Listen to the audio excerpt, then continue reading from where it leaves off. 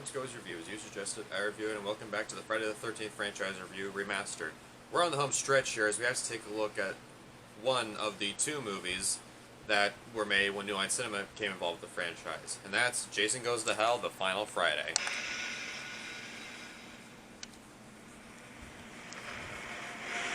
Horror has many faces. Death wears many different masks. But pure evil wears only one. And this is your final chance to see it.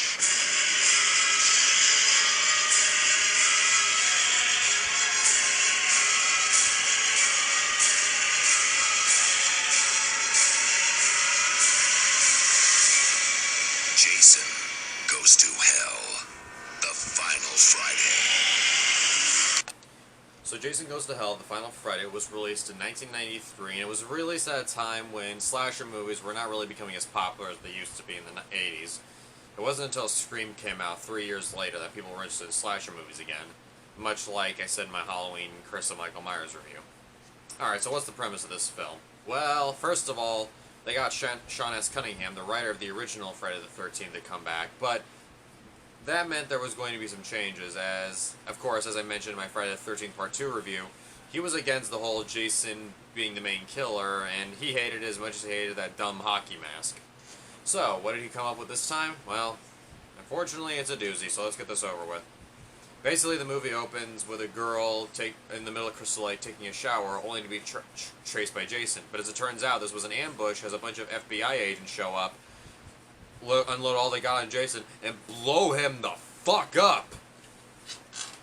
That would have been the most epic ending for any of these movies, of Jason being blown to bits. But unfortunately, it's only the pre-credits scene. So they take Jason, or what's left of him, to a morgue where the coroner does an autopsy on Jason's corpse, and even his heart, noting that's bigger than a normal heart, it has black goo, and it starts beating on its own. And then, for no apparent reason I could think of, the coroner comes possessed by Jason's soul after eating the heart and starts killing people. Yeah, that doesn't really make any sense. That could also completely change the lore of Jason. We're introduced to this guy named Creighton Duke, who is the only person that knows what's going on with Jason. Apparently, Jason being blown up won't kill him. He can just possess other people now, and he can only be killed by one of his relatives. So now there's other Voorheeses, or Voorhees members. Them being Jason's half-sister, Diana, who was a diner at a restaurant where Creighton explains that Jason's coming after her. So yeah, I'm pretty sure you can guess what the plot of this film. So yeah, I'm pretty sure you already guessed what's going on here. Basically, the whole point of this movie is that this is supposed to be Jason's final movie. There's a problem with that. Jason's barely in the damn movie. In physical form, anyway. For a majority of the movie, he possesses people, and he only is seen once at the beginning and once at the end. That's not clever. Also a good thing. Jason has been the killer for the whole series. Well, not the whole series, but you get my point. And he's become one of the most iconic slasher villains in film. Of course, Freddy Krueger, Michael Myers, Chucky, you get the idea. And barely having him in what's supposed to be his final movie ever is just nothing but a big middle finger to the for the fans.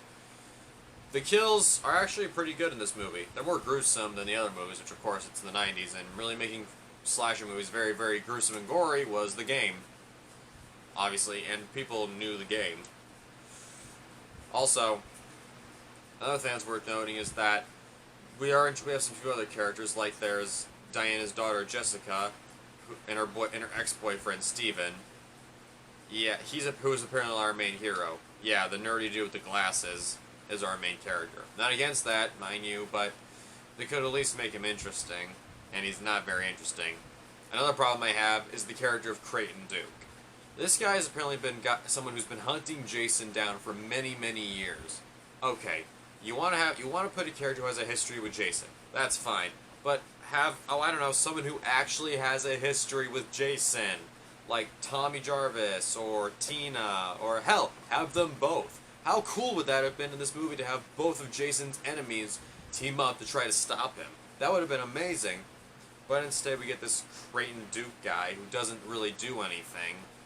And also he gets killed near the end anyway, so it's pointless having him in this movie.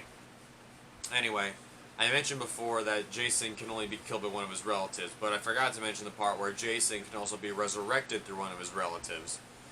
Yeah, so it's going to be hard to explain, but I'll do my best. Wrapping up this whole thing, of course. By the time they get back to the Voorhees house, yes, there's a Voorhees house now, there's two cops. One of them obviously is possessed by Jason. Diana kills the first one, which doesn't do anything. I mean, Jessica kills the first one. Diana's fucking dead, which doesn't do anything. And then Tommy cuts the other cop's head off with a machete, revealing this weird demonic worm thingy, which is apparently Jason's real body, Jason's real form. Yeah, this thing is on the poster and on the DVD cover too. So that looks appealing.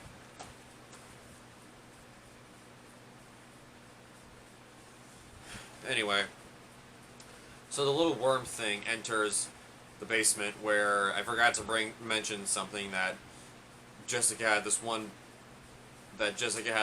boyfriend who was a reporter who was the sleaziest bastard you'll ever see in any of these Friday the 13th movies. He apparently stole Diana's body from the morgue and stashed it in the Voorhees house to make it look like he found it and stashed it there on his next news report. Well, of course, that's convenient for Jason. Little Jason Warren, when he sees that thing, enters it, and gets resurrected. Now I know what you're thinking. Okay, he gets resurrected as a demonic-looking monster, right? No. He gets resurrected looking the exact same he did in the first movie. Mask and clothing and everything. I still don't get what's going on here. And all of a sudden now there's this magical dagger, which is the only thing that can really kill Jason. After a bit of a scuffle between Jason and Steve, Jessica stabs Jason with the dagger, and as you can predict, Jason is, of course, dragged right into hell. The film seems to end suddenly until we get a final shot of Jason's mask on the ground, and that final shot always stuck me for some reason. I remember seeing that shot for the first time thinking, yes, it's finally over. But then...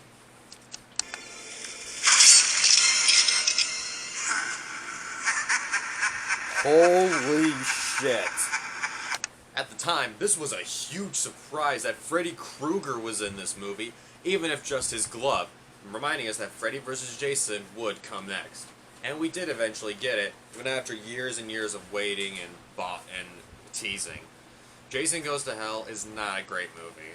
It's not a really good way to wrap up the Friday the 13th films, or at least the supposed wrap-up.